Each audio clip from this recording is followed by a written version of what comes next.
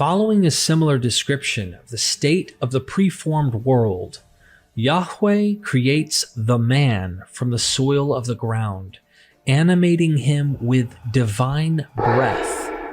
This process of forming humans from earthen materials is well known from Mesopotamian sources. For example, in the story of Enki and Ninmah, the story opens in the now all too familiar way. In those days, in the days when heaven and earth were created, in those nights, in the nights when heaven and earth were created. A few lines later, we see that the burden of providing for the senior gods is laid on the lesser deities. The senior gods oversaw the work, while the minor gods were bearing the toil. The gods were digging the canals and piling up the silt in Harali. The gods, crushing the clay, began complaining about this life. Enki is then encouraged to create beings that can shoulder the work for the minor deities. Enki says to his mother, "My mother, the creature you planned will really come into existence. Impose on him the work of carrying baskets. You should knead clay from the top of the Abzu. The birth goddesses will nip off the clay, and you shall bring the form into existence." Another Sumerian text that speaks of both heaven and earth and the creation of mankind from the earth is the Song of the Hoe, the farming instrument, to be clear. The text begins, "Enlil, who will make the human seed of the land come forth from the earth." And not only did he hasten to separate heaven from earth, and hasten to separate earth from heaven, but in order to make it possible for humans to grow in where flesh came forth, he first suspended the axis of the world at Doranki. Concerning these lines, Gertrude Farber writes, "It begins with the separation of sky from earth. After a loving description of the magnificent hoe of the god Enlil, the creation of man is described, by which the hoe strokes clay into a human-like form, and then digs up the earth, from which men sprout like plants." This is quite similar to the more popular Akkadian story of Atrahasis, which opens in this way. "When gods were man, they did forced labor, they bore drudgery."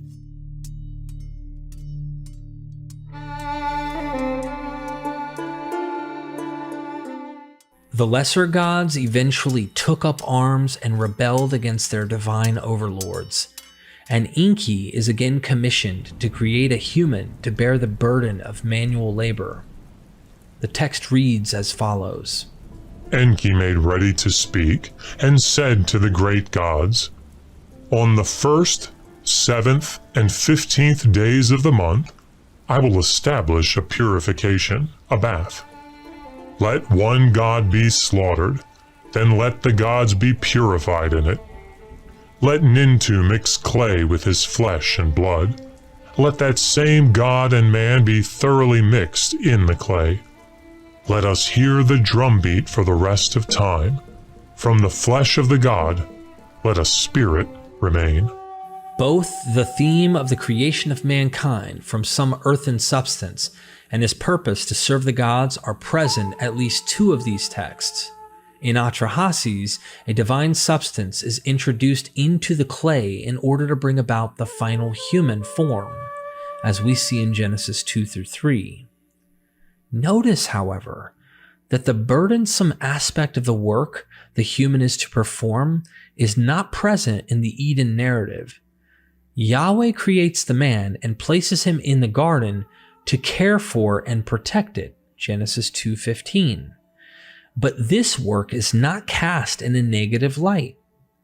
Conversely, in both Enki and Ninmah and Atrahasis, the gods are being relieved of their incredibly burdensome duties as this work is foisted upon the shoulders of newly formed humanity. As Dr. John J. Collins notes, in the Atrahasis story, humanity was created to do agricultural work for the gods.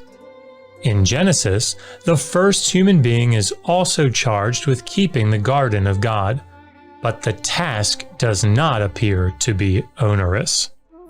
This may suggest a type of inversion of the Mesopotamian tradition on the part of the writer of Genesis 2 through 3.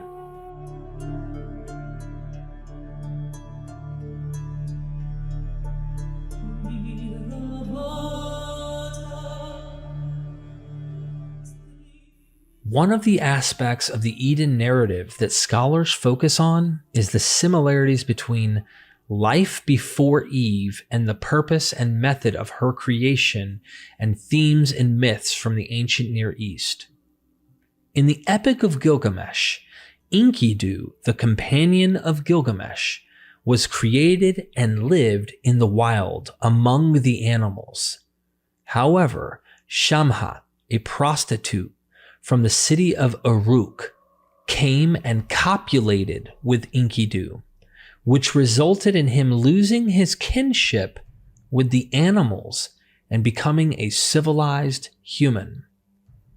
He is clothed, eats bread, drinks beer, and goes to live in the city of Uruk.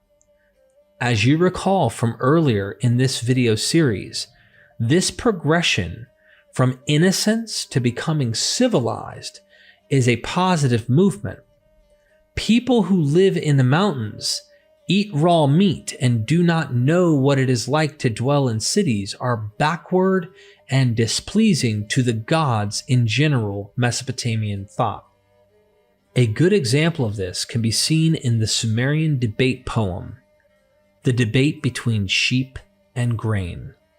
The opening of the composition, surprise, surprise, contains a dependent clause and speaks of conditions prior to the creative act. When upon the hill of heaven and earth, On spawned the Enuma gods. The story continues. The people of those days did not know about eating bread. They did not know about wearing clothes. They went about with naked limbs in the land. Like sheep, they ate grass with their mouths and drank water from the ditches. When we view the Eden narrative, we see a similar movement, ultimately from innocence to civilized. Adam is created and initially interacts with the animal kingdom, specifically to find a partner that is good fit for him. However, finding no such match, Yahweh resorts to creating his partner from one of the man's own ribs. Eventually, following their disobedience in the garden, they are clothed, gain wisdom and understanding, and are brought out of their state of innocence and into a type of maturity. The difference, however, is that this movement is not positive. It is only through disobedience that they become civilized. The text paints this progression towards civilization in a negative light. Although the man is not to be associated with the animal kingdom, he retains his status as innocent and childlike, which appears to be a perhaps subtle inversion of Mesopotamian thought. The method of Eve's creation is another potential point of contact between the biblical text and the ancient Near Eastern mythology. The word used to describe how Yahweh created with the rib, the text reads, And Yahweh God created a woman with the rib he had taken from the man, and he brought her to the man. The word translated created in this verse is the Hebrew verb banah, which usually means to build. Normally the verbs for creating used in Genesis 1 and 2 through 3 are yatsar, to form, asa, to make, or bara, to create. Is the use of banah, to build, of any significance here? The verb banu in Akkadian, the cognate of banach in Hebrew, is used in context of creation. For example, in the Epic of Gilgamesh, when the gods decide to create a companion for Gilgamesh, we see the following scene. They summoned Aruru, the Great One. You, Aruru, created, literally built, the human race.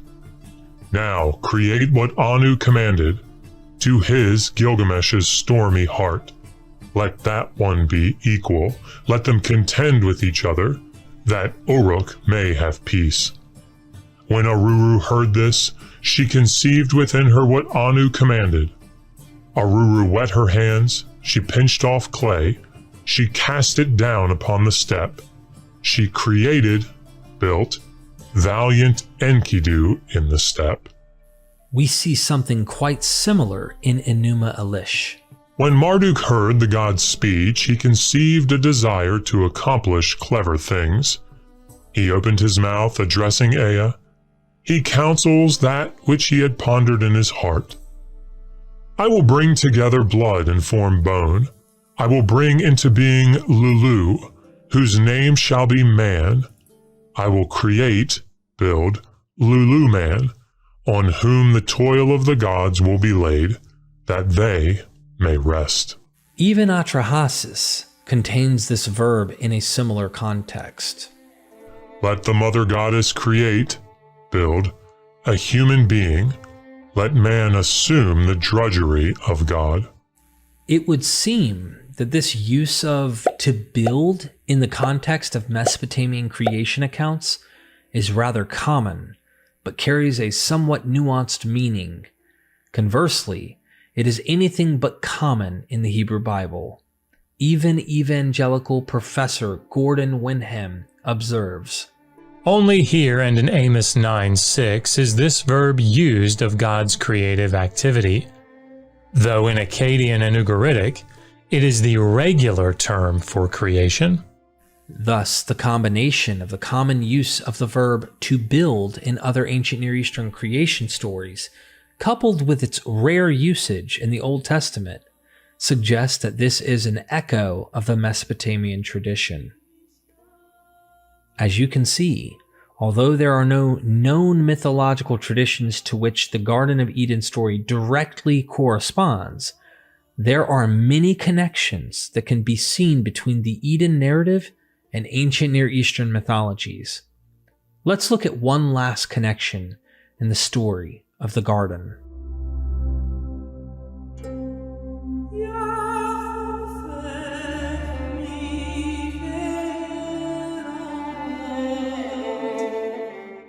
There is another point of connection between the Mesopotamian traditions and the Eden narrative, the theme of loss at the chance of immortality.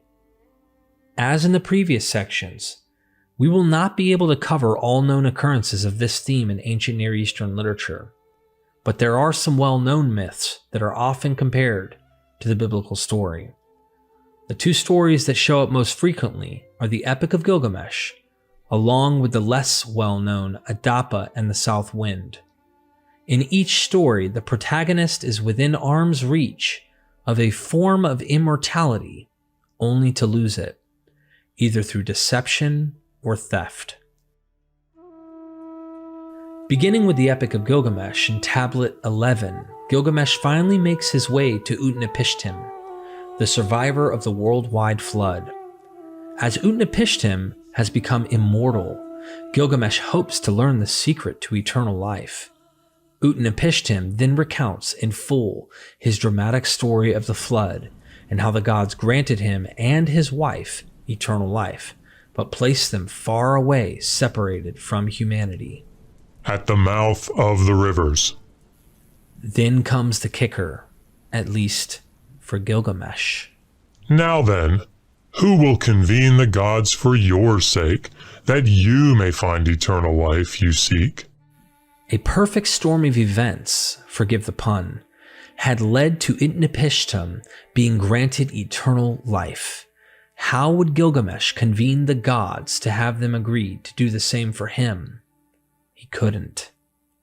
However, as a type of consolation prize, Utnapishtim agrees to tell him about a secret plant that grows under the water, which will rejuvenate the one that consumes it. Hooray! Off goes Gilgamesh, tying rocks to his feet that drag him down under the water, where he finds the plant. Now you might expect to see him consuming the plant the moment his head clears the water. But no. Gilgamesh said to him, to Shanabi, the boatman, Shanabi, this plant is a cure for heartache, whereby a man can regain his vitality. I will take it to ramparted Uruk. I will have an old man eat some, and so test the plant. You can probably guess what happens on his journey back to his home city, Uruk. At 20 double leagues they took a bite to eat. At 30 double leagues they made their camp. Gilgamesh saw a pond whose water was cool. He went down into it to bathe in the water. A snake caught the scent of the plant. Stealthily it came up and carried the plant away. On its way back, it shed its skin. Oh my. In short, Gilgamesh literally has in his hand the plant that would give him youth, as evidenced by the snake shedding its skin, but loses it. In this case, to a snake. This screams Garden of Eden loud and clear.